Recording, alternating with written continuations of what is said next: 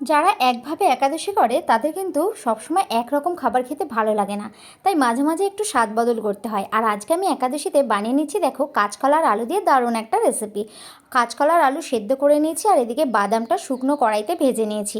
বাদামটা শুকনো কড়াইতে ভেজে আমি গুঁড়ো করে নেব।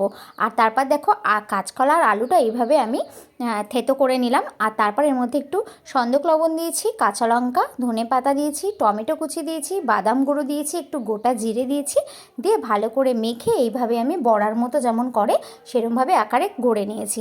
আর তারপর কড়ার মধ্যে তেল সামান্য দিয়েছি, সানফ্লাওয়ার অয়েল দিয়েছি। আর তারপর এটাকে কিন্তু স্যালো ফ্রাই করে নিতে হবে উল্টে পাল্টে। ব্যাস, এটা কিন্তু তুমি শ্যামা চালের সঙ্গেও খেতে পারবে বা এমনিও তুমি খেতে পারবে। বড়া হিসাবে খেলে কিন্তু তোমাদের পেটও ভরবে, প্লাস ভালোও লাগবে খেতে, স্বাদটাও অন্যরকম। আর ভিডিওটা যদি ভালো লাগে থাকে তাহলে চ্যানেলটিকে অবশ্যই সাবস্ক্রাইব করে দিও, পাশে থাকো। তো অনেক ধন্যবাদ, আজকের মতো টাটা।